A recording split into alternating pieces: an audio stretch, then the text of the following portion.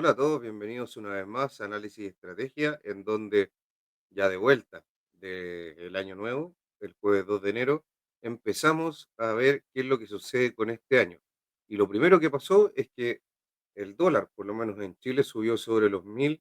y a nivel internacional en el DXY llegó a los 109 puntos. Por lo tanto, el dólar ha causado una serie de problemas, sobre todo para los activos de riesgo, y vamos a empezar a ver la presentación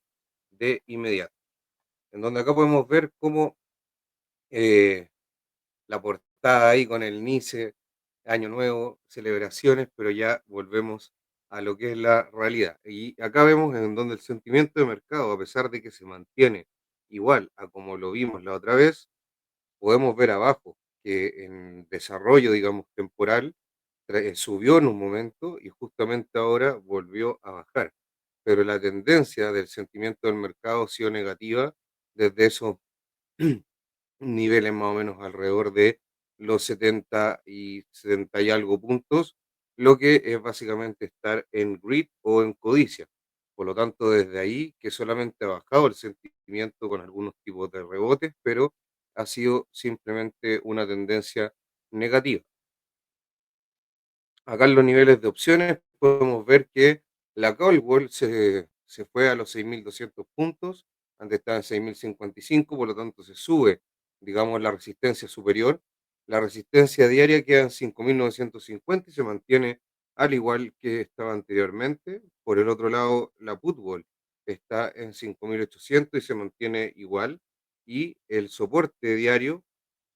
está en 5.835 y cae un poco de los 5.850 que estaba anteriormente. El volatility trigger cae del 6.075 a el 5.995, muy cerquita de los 6.000, y el volatility trigger diario está en el nivel de 5.960 y antes estaba en el 6.040. Por lo tanto, vemos que los niveles cuantitativos han caído. Esto ha sido en cierta forma para frenar un poco las liquidaciones que hemos tenido y han bajado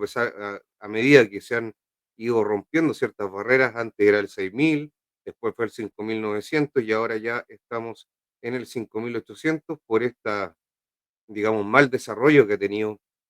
los índices de la renta variable en general, después de que la Fed cambiara un poco las perspectivas a futuro del mercado y de lo que pueden ser los recortes de tasas de interés. A pesar de que, como he dicho bastantes veces, para mí no es algo completamente negativo, pero obviamente se ha hecho alguna corrección de precio. Acá el collar de JP Morgan, que básicamente es una estrategia de calls y puts y de opciones, que es bastante importante y generalmente marca un poco niveles para el índice de S&P 500. Podemos ver ahí que los niveles claves que tiene son el 5.565, más arriba el 5.700 y más arriba el 6.165. Por lo tanto, si es que empezamos a tener alzas, ese 6.165 podría empezar a ser relevante y en caso de tener más caídas también ese 5.700. Por el momento, ese 5.565 se ve bastante lejos, pero nunca se sabe con la bolsa norteamericana lo que pueda pasar. Por ahora, muy difícilmente llegar a esa zona, pero obviamente que no podemos descartar absolutamente nada. Volumen de las opciones, y esto es relevante porque mucha gente me pregunta por qué siempre reviso esto con ustedes, y es por justamente lo que estoy mostrando acá. El volumen de las opciones sigue creciendo, como se puede apreciar en el gráfico, solamente crece y está a niveles récord y sigue esta tendencia. El 50% del volumen del S&P 500 diario son opciones 0DTE o opciones, como ya lo he dicho anteriormente, que vencen en un día. De hecho, cuando hablo de la call wall diaria, el fútbol diario o el volatility trigger diario, es justamente los que están digamos, concentrados con opciones 0DT. Las otros tipos de opciones son opciones que expiran en más de un día y básicamente esas tienen o van formando una estructura un poquito más a largo plazo de lo que van siendo ciertos niveles del mercado. pero es muy relevante que el 50% del volumen del índice esté dado en opciones que vencen en el mismo día. Por lo tanto, estas claramente van a ir marcando un poco la tendencia de hacia dónde podría ir el mercado. Y el 30% del volumen de estas opciones es retail. Por lo tanto, también ahí el retail juega gran parte, el 70% es, digamos, market makers u otro tipo de actores, sobre todo institucionales, pero el 70% del volumen son retails que básicamente operan opciones de forma diaria para no operar los índices de forma catch o en futuros. Acá podemos ver ya un poco resumen de cómo estuvo la renta variable en el año 2024, en donde acá se puede ver los índices por países en ETFs, en donde Argentina fue el que dio la sorpresa con un 63,5%, me disculpan, un 63,5%, esto es en dólares, por lo tanto es un retorno muy, muy atractivo el que tuvo ahí Argentina. En segundo lugar, Israel con un 34,5%. Muy probablemente estos dos porque venían bastante castigados. Acuérdense que Israel ha tenido bastantes tensiones geopolíticas. Argentina viene de bastantes años de decadencia económica y por lo tanto eso puede haber sido que estén bastante descontados y obviamente que si lo están haciendo bien, que ambos lo están haciendo muy bien, se ve un mayor retorno. En cuanto a Estados Unidos, en el tercer lugar, con casi un 25%, el SPY o el S&P 500, después Singapur, Perú, Malasia, China, Taiwán, el total del mundo y después ya varios hacia abajo, pero los más importantes son los que están superando a, digamos, el índice global y por lo tanto esos países fueron los ganadores por este año. Estados Unidos siempre ahí en el podio liderando los rendimientos. Esta gráfica muestra, disculpen, esta gráfica muestra desde la década del 2000 al 2030 que justamente llegamos a la mitad del camino. Y acá podemos ver que a pesar de el COVID, a pesar de subida de tasa, a pesar de guerras, a pesar de un montón de conflictos y eventos que hemos tenido, el índice sigue con una tendencia alcista en el largo plazo. Por supuesto que si uno esto lo ve en el mediano plazo o en el corto plazo, hay caídas bastante importantes, como por ejemplo la que hubo acá en el 2022, que básicamente mantuvo el índice en un desarrollo bajista y después lateral entre el año 2022 al año 2023 y después ya viene un repunte bastante importante desde aproximadamente noviembre, octubre del año 2023 que empezó un ciclo alcista muy, muy interesante. Por lo tanto, esto es lo que siempre se habla a largo plazo, de que la bolsa genera valor y por lo tanto los índices tienden al alza, sobre todo cuando la economía anda muy bien en ciertos países. Acá retornos e impacto en el S&P 500 y Bespoke nos dice que del aumento de más o menos el 23% del S&P 500 hasta el 19 de diciembre que tuvo, el 13,7% o alrededor del 60% de la rentabilidad total provino de las siete magníficas, con Nvidia solamente él contribuyendo un 4,2%. Por lo tanto, acá vemos la influencia que tuvieron el año pasado en el rendimiento total las siete magníficas y sobre todo Nvidia por esto de la inteligencia artificial.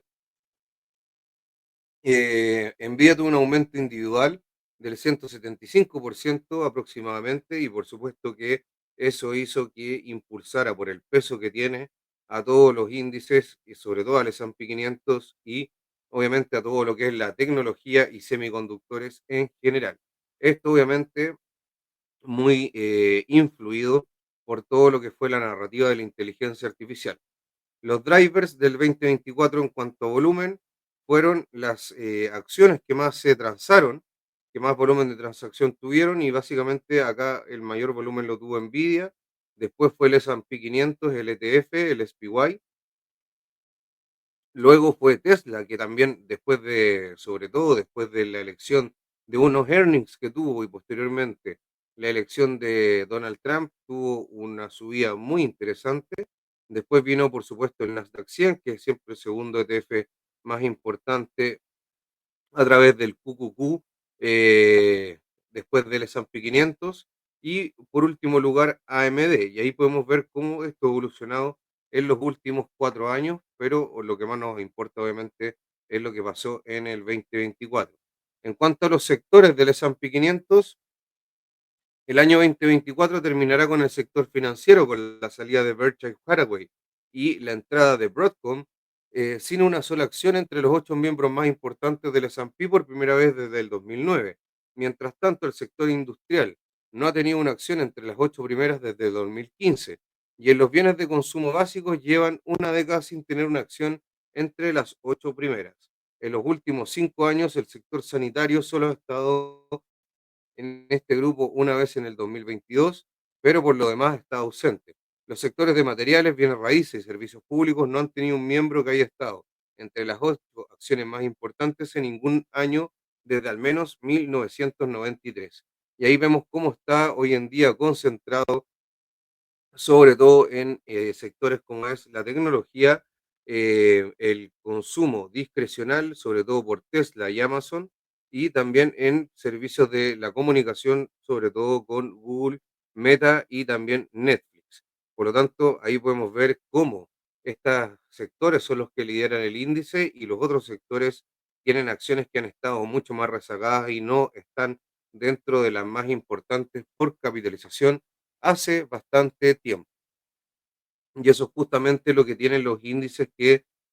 se van renovando cada cierto tiempo y sobre todo según lo que son las mayores tendencias y dónde está fluyendo el capital. Acá en los pronósticos para el S&P 500 dice Bloomberg que los estrategas están tratando de cazar el rally y ahí se ve las proyecciones que hay para el próximo año y en donde dice que ninguno de los 19 estrategas seguidos por Bloomberg espera que el S&P 500 baje el próximo año. Incluso el pronóstico más bajo considera que el índice de referencia se mantendría estable. El más optimista dice que va a llegar a los 7.100 puntos, implica una subida del 19%. Por lo tanto,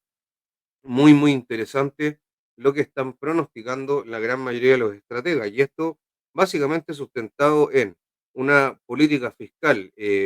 pro negocios que vaya a hacer que las empresas ganen más dinero y haya un mayor crecimiento económico. Una Fed que a pesar de que no está bajando tanto las tasas como se esperaba, antes se esperaban para el próximo año 4 bajadas de tasas, hoy en día 4 recortes de tasas, hoy en día se esperan solamente dos, pero igualmente se espera que el ciclo de bajada siga y por el momento no se espera un repunte, digamos, de alza de tasas nuevamente. Y además de eso, también hay un crecimiento que está bastante robusto y también hay eh, indicios de que no todo está tan mal como algunas personas piensan y posteriormente vamos a ir hablando un poco de eso. Los riesgos sí que hay para la bolsa y ojo, no quiere decir, yo también creo que la bolsa va a ser más alcista este próximo año y siempre dicen que está cara, pero el múltiplo se termina ajustando según el crecimiento, según las ganancias de las empresas, pero algo que sí es importante es que sí, la bolsa está en niveles que están caros, está un poco inestable el mercado, está un poco turbulento y yo creo que mientras no se sepan y no se despejen ciertas incertidumbres, como sobre todo la política fiscal que vaya a tener Trump, temas políticos como la cantidad de gente que va a tener en el Parlamento, etcétera, todavía va a existir un poco ese, esa no claridad que le permita tener un alza más importante al índice o a las acciones a mi gusto. Si mientras no se despejen esas fuentes de incertidumbre, sobre todo un poco políticas, y qué es lo que vaya a hacer Donald Trump, no se va a solucionar un poco esto. La Reserva Federal ya ha seteado un poco las expectativas y hoy en día lo que también está generando bastante tensión, pero no creo que sea durante todo el año, es un poco el dólar con los mercados monetarios ahí que están crujiendo un poco, visto de hecho por la misma tasa SOFR. Eso lo revisamos en el premercado de la mañana. Y acá los pronósticos del S&P 500, en donde podemos ver que Oppenheimer tiene Target de 7100, Wells Fargo de 7007, con un earnings per share de básicamente 275, 274 para el índice y un ratio price earnings o PER de 25,8 y 25,6. Tampoco es un PER, si se fijan, el average del PER es casi un 24,28 y por lo tanto, si es alto con respecto a lo que es más o menos la media histórica de este ratio de valoración, no es algo que esté tampoco tan alejado de lo que ha sido los últimos años. Y ahí podemos ver después Deutsche Bank cómo espera un EPS de 282, un price target de 7.000 y un PER de casi 25. Jardini, 7.000 también, y posteriormente, después hay uno que es bien interesante, Funstrat, 6.600 con 275 de earnings per share, muy en línea con Oppenheimer, y 24 de price earning, obviamente un poco más bajo por el menor número, por lo tanto un múltiplo menor, y ese múltiplo está muy relacionado con las tasas de interés,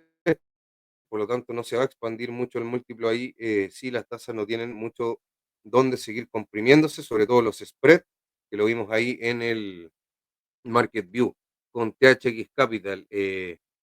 estuvimos acá con Dani Tenú. De hecho, si no han visto ese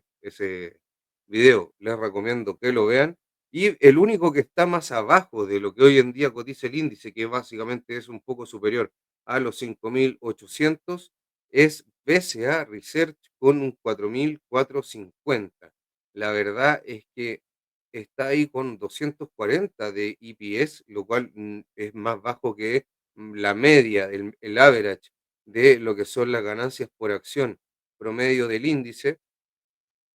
pero más que es un múltiplo muy bajo de 18. La única forma que yo creo que podría hacer esto es que los spreads de crédito realmente hagan algún problema y eso se vería solamente con ambientes más recesivos. Por lo tanto, BCA es el único que está un poco desacoplado del resto. Oppenheimer, Wells Fargo, Deutsche y Jardini están también desacoplados por la parte superior sobre los 7.000 y eso ya es sobre un 15% de rentabilidad al día de hoy. Así que muy interesante esta tabla de lo que piensan en pronósticos. Y acá nos vamos un poco a Tesla, que informó la entrega de vehículos, el cual, ¿cuántos fueron? 495.570 vehículos en el cuarto trimestre del 2024, lo que supone un total anual de 1.789.226 entregas, y esto supone un descenso de alrededor de 19.350 vehículos en comparación con el año 2023. Esto gracias a Rexchers, acá nos muestra un gráfico en donde tenemos la comparativa entre el 2023 y el 2024, en donde ahí vemos que no es muy bueno lo que estamos viendo para la entrega de vehículos y de hecho fue menor a lo esperado para Tesla, por lo tanto eh, estuvo ahí unas ciertas bajadas que vamos a revisar posteriormente cuando vayamos a el gráfico. El dólar DXY, que el dólar en el DXY, que básicamente es la forma de ver contra las monedas más fuertes que hay otra forma de verlo contra la canasta completa de monedas, pero acá estamos comparándolo con las seis más fuertes y es el índice más relevante del dólar. Hizo una ruptura sobre los 109 puntos, la cual era una zona clave que tenía que superar. Y esto lleva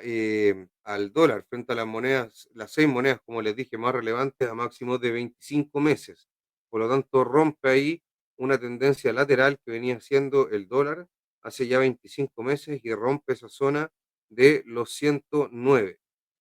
Desde la política de la Fed, que en septiembre empezó a bajar las tasas de interés, el índice del dólar ha subido más del 3%, con un mega repunte hoy, ya que el euro y la libra esterlina se depreciaron bruscamente después los datos macroeconómicos en Europa decepcionaran, mientras los datos macroeconómicos en Estados Unidos siguen siendo resistentes y no muestran tanta debilidad. Por lo tanto, eso hizo que el dólar se disparara y básicamente el euro se estaba pegando ahí como se dice en Chile, un porrazo, se está cayendo fuerte contra el dólar. Pero básicamente eso también está pasando con todas las monedas emergentes. Hemos visto cómo ha pasado con el real de Brasil, el cual ha tenido bastantes problemas debido a drenajes de reservas y problemas fiscales que tiene ese país. También Chile ha tenido bastantes problemas y el dólar cerró hoy día sobre los 1.000 pesos. También podemos ver que en Asia, China está con bastantes problemas con las tasas a 2 años cayendo fuertemente con un flight to safety, pero además de eso, viendo que a lo mejor hay una cierta deflación y también con la moneda, ahí el renminbi cayendo también de forma muy agresiva. Lo mismo con la rupia de India y así podemos ver un montón de monedas que están cayendo, sobre todo de los mercados emergentes. Y también ahora vemos que de los mercados desarrollados contra el dólar, y eso es por los problemas que hay de financiamiento en los mercados monetarios, y ahí hoy día en el premercado lo pueden revisar, revisamos los Effective Federal Fund Rates comparado con las tasas SOFR dentro del rango que hay de política monetaria de la Fed y vemos cómo en una fue a buscar casi el límite superior y después de eso bajó un poco calmando las tensiones. Y acá podemos ver que nos dice esta gráfica una descomposición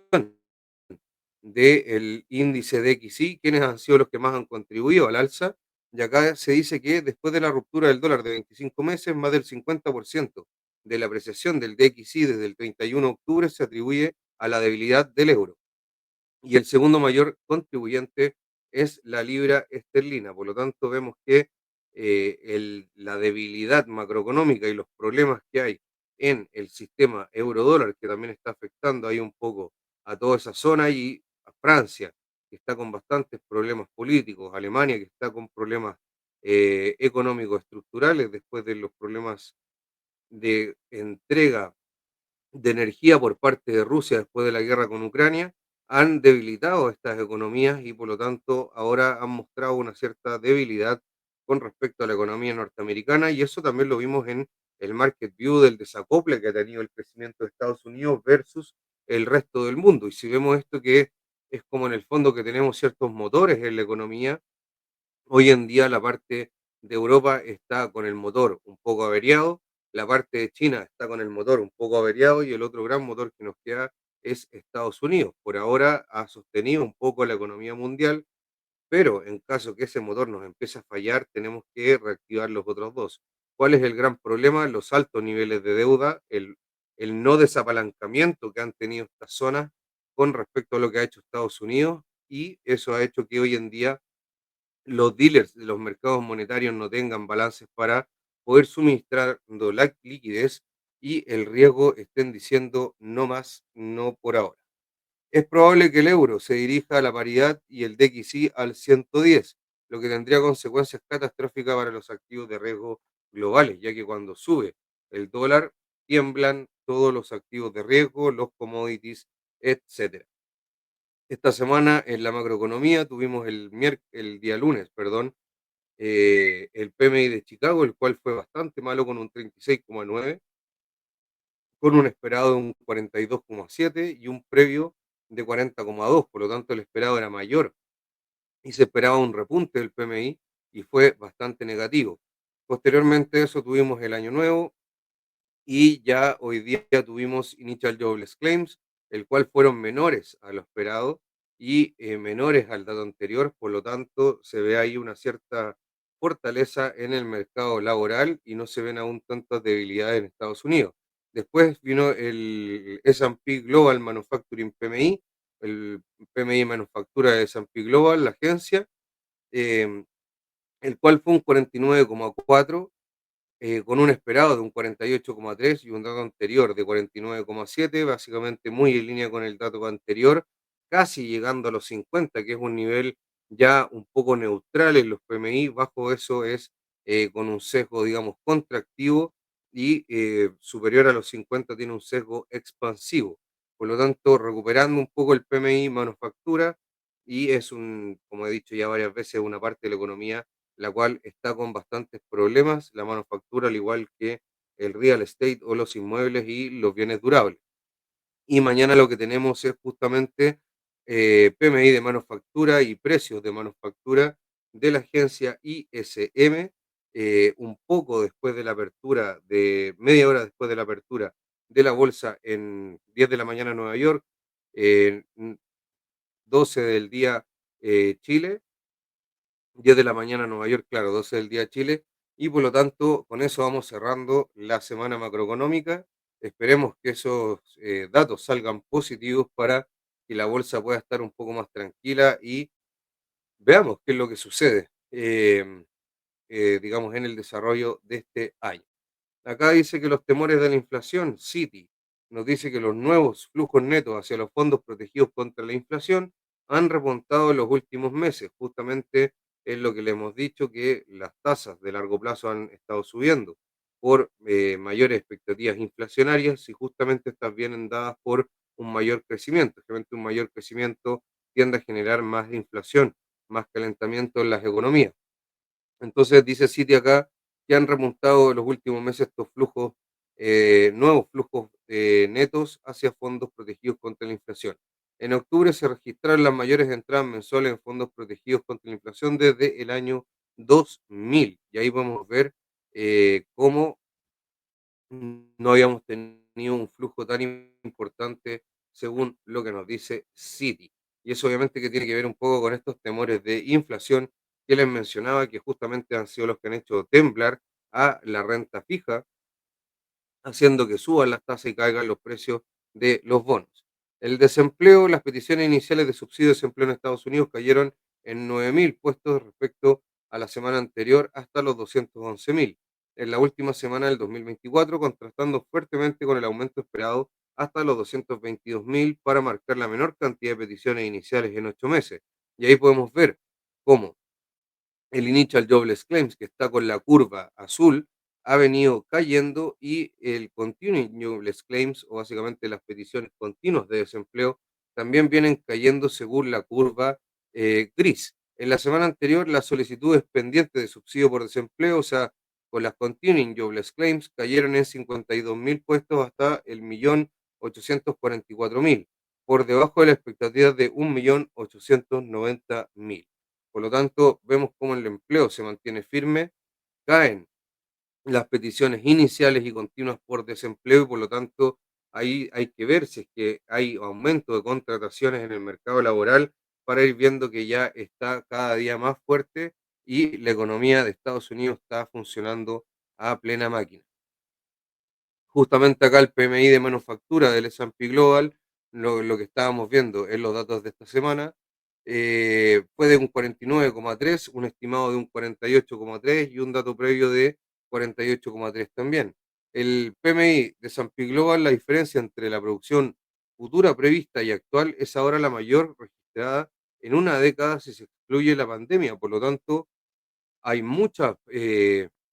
proyección de producción a futuro, lo cual está obviamente mejorando las expectativas. Y hay muchas esperanzas puestas en el sector de manufactura, en este gobierno que ha dicho que quiere impulsar la industria local y justamente eso lo está reflejando un poco ya este PMI, ya casi con el nuevo mandato de Donald Trump. Acá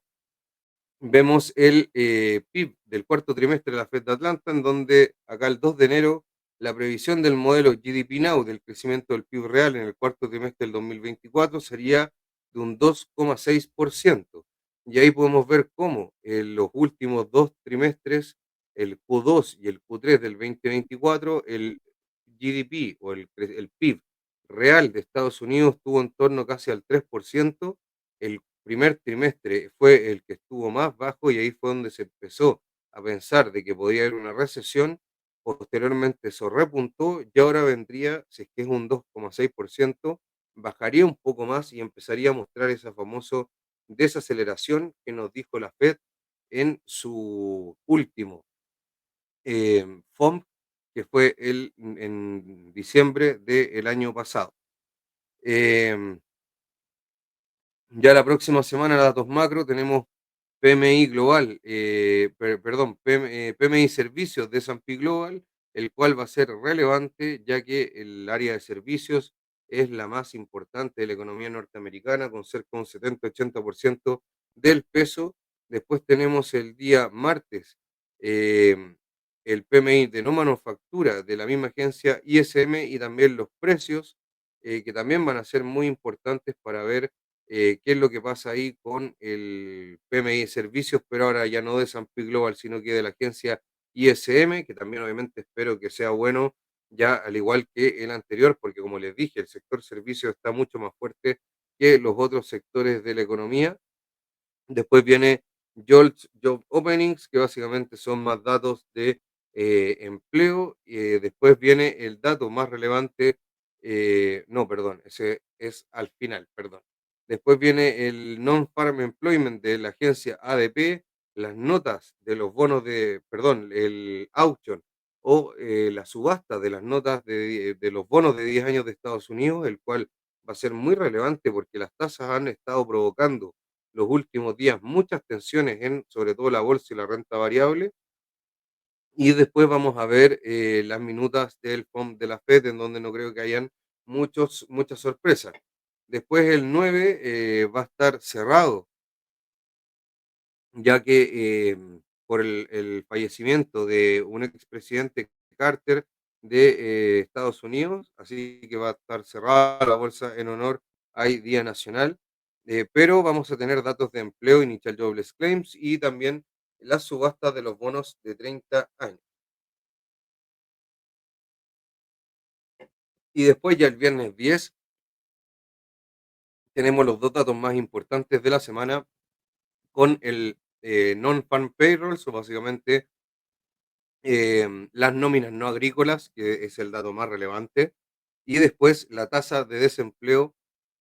que también es el segundo dato más importante. Por lo tanto, la próxima semana está cargada a los PMI de servicios y también a las subastas de bonos y lo más importante, el empleo con, les vuelvo a repetir, non-farm payrolls el día viernes y la tasa de desempleo con el unemployment rate. Y acá para ir cerrando, una reflexión un poco macroeconómica. Muchos ha hablado de que estamos con serios problemas de inflación, serios problemas acá, allá, y básicamente hay que de repente mirar un poco la película en una perspectiva un poco más eh, lejana para poder ver en qué situación estamos a nivel un poco más macro en el sentido de perspectiva, no en el sentido macroeconómico. Y en el 2024 la FED avanzó más aún hacia la estabilidad de precios, al tiempo que preservó un mercado laboral sólido. La inflación general terminó bajando un poco más y ahora se sitúa en el 2,4%. Como se puede ver, la curva azul llegó al inflation goal prácticamente, inflation goal, del 2%, pero después de eso tuvo una especie de rebote por este mayor crecimiento de Estados Unidos, en el cual terminó en el 2,4, pero muy cerca del objetivo del 2. La tasa de desempleo se sitúa justo en torno a lo que los responsables de la política monetaria de la Fed consideran el equilibrio de largo plazo. Entonces, la mancha es que la inflación subyacente sigue siendo alta, pero algunos componentes importantes que han mantenido elevada la inflación subyacente, como la inflación de los servicios de vivienda o el famoso shelter, siguen moderándose. Por lo tanto, no está todo tan mal en macroeconómicamente, de hecho, está bastante bien. Tenemos una tasa de desempleo baja, tenemos un crecimiento que está sobre el potencial de Estados Unidos y una inflación que tuvo un repunte, pero que aún no se aleja sustantivamente de las políticas de, o sea, digamos, de los objetivos de la Reserva Federal. Por lo tanto, eso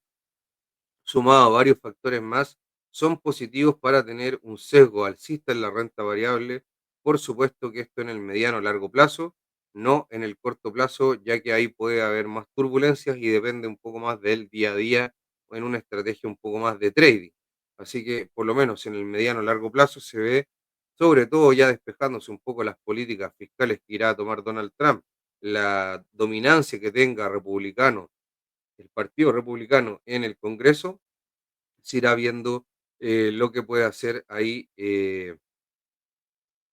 las futuras políticas fiscales de Estados Unidos y podrá tener un poco más de claridad sobre el asunto. Y acá en la S&P 500 podemos ver cómo cerró en un 0,22% de caída, el RSP un menos 0,29, acá chocando con la Putbol 0DTE de 5.835, subiendo después un poco más arriba, pero bajo la media 20 sesiones, por lo tanto sigue teniendo un sesgo bastante bajista el índice, pero obviamente que no mientras no pierda este 5.800 y la media de 100, no es, digamos, un cambio de tendencia aún, sino que podría ser simplemente un buy the dip más que muestre el mercado como lo ha hecho ya bastantes veces. Em, el RSP, el mercado equiponderado, podemos ver acá cómo ha tenido un desarrollo mucho peor que el índice, bajo la media de 100, mucho más débil, eh, y esa es la debilidad que hay hoy en día en el mercado, excepto por las siete magníficas o por la tecnología que está bastante más fuerte. De hecho, ahí podemos ver cómo el Nasdaq cerró en un menos 0,17, más fuerte que el S&P 500, que vino a tocar esta zona de los 20.800 puntos, que es la putbol que tiene el Nasdaq, y terminó cerrando en 20.975. Eh, Acá tiene una call wall en 21.275, por lo tanto, ahí entre lo que está el desarrollo del índice, igual tiene un rango mucho mayor para moverse entre los 6.200 y 1.800 puntos. El índice de semiconductores subió un 0,62, superando a la tecnología y por lo tanto fue la parte fuerte del índice. Podemos ver acá los futuros, cómo están cotizando ahora ya en un menos 0,06, nada aún muy relevante por el poco tiempo de cotización que llevan media hora si no me equivoco, pero podemos ver cómo chocó el índice acá con la Putbol 0DTE y ahora está haciendo una especie de rango lateral en los 5.860, pero veamos qué desarrollo hacia futuro. Lo mismo acá con el índice Nasdaq, en donde vino a buscar esta zona de la Putbol de los 20.800 y acá tenía la Putbol 0DTE. Recuerden que estas 0DTE siguen siendo niveles clave, pero estas opciones vencieron, pero sigue en esta zona de los 20.960 puntos aproximadamente el Nasdaq. Rápidamente vemos acá el Russell 2000 cerró con un 0,07 de alza, la verdad es que bastante plano y por ahora un menos 0,04 de desarrollo en los futuros bajo la media de 100 con un sesgo aún bien negativo bajo estas dos medias y por lo tanto el Russell ahí pasándolo un poco mal con los no recortes de tasas que se han visto. El, el IPSA, que empezó con un desarrollo bastante positivo, terminó con una caída de un 0,4%, bajando un poco de la media de 20 sesiones y no se pudo afianzar superando esta media de 20 sesiones en el día de hoy, en donde empezó muy bien con un IMASEC un poco superior a lo esperado, pero al parecer las tensiones globales, exteriores y la tensión que ha provocado la subida del dólar a nivel global están haciendo también estragos en la bolsa de Chile. Por ahora Bitcoin subiendo un 2,6%, chocando acá con la media de 20 sesiones. Vamos a ver si la puede superar por ahora en 97.000, 97.050 dólares. Y vamos a ver si nuevamente pueden ir acá inicio de risk on y que podría a lo mejor traspasarse posteriormente a los demás activos de riesgo, que nos estaría mostrando un poco este sesgo alcista o un mayor apetito por riesgo de los inversores. El oro está haciendo un desarrollo acá, superando la media 20 sesiones, aún lateral en esta zona y rompió la media 20 sesiones y vamos a ver ahora si continúa subiendo para tener un desarrollo de un sesgo más alcista. El VIX está cayendo, terminó subiendo un 3,34%, subió mucho más casi acá a los 20, pero después se calmó un poco el S&P 500 justamente en esta zona de acá y volvió a subir y caer el VIX. Recuerden que es la volatilidad esperada por opciones del S&P 500. Un segundo, por favor, ahí el MOVE cayendo y la verdad es que niveles bastante bajos, aún no es nada preocupante. Acá el que se robó todas las miradas fue el DXY, el cual está mostrando que hay serios problemas en los mercados monetarios. Esto lo vamos a ver ahora con la tasa SOFR, pero eso hace que esté subiendo el DXY, ya que básicamente los dealers no quieren absorber más riesgo y los mercados monetarios que están con serios problemas. Y justamente vamos a hablar ya el próximo miércoles con Diego sobre esto y su nuevo libro sobre el mercado euro-dólar. El, el dólar peso terminó superando los 1000 como un tipo de cambio nivel clave. Cerró en 1009, obviamente que las operaciones terminaron un poco más abajo en 1005 pesos, pero básicamente subiendo bastante el tipo de cambio dólar peso y esto por la debilidad local y también, por supuesto, la fortaleza que ha tenido la divisa a nivel internacional, al igual que la economía norteamericana. Y acá empezamos a mirar esto que siempre les muestro yo, en donde podemos ver que las tasas de un año están más abajo de, del rango de tasas que tiene la Reserva Federal, que es entre el 4,5 y el 4,25, pero acá los Effective Federal Fund Rates, que básicamente serían las tasas a un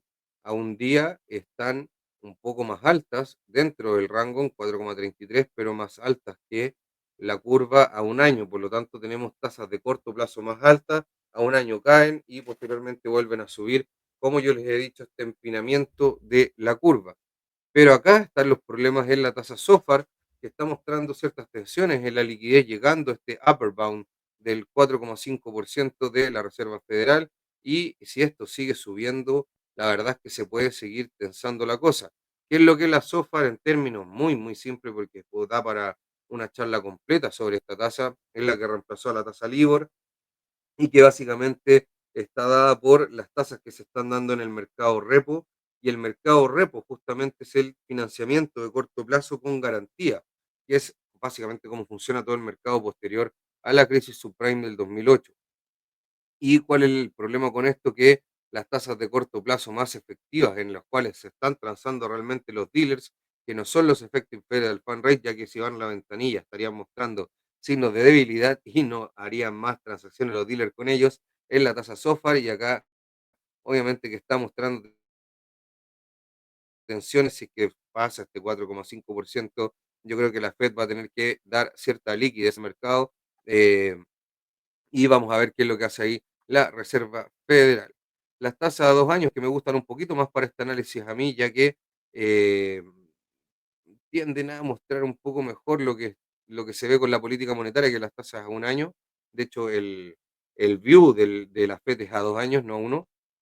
Están mostrando exactamente lo mismo. De hecho, las tasas a 2 años están ahí en 4,244, prácticamente en la lower bound o en la cota inferior de 4,25. En los effective federal fund rates acá un poco más cargado de la mitad hacia abajo, pero la SOFR ahí como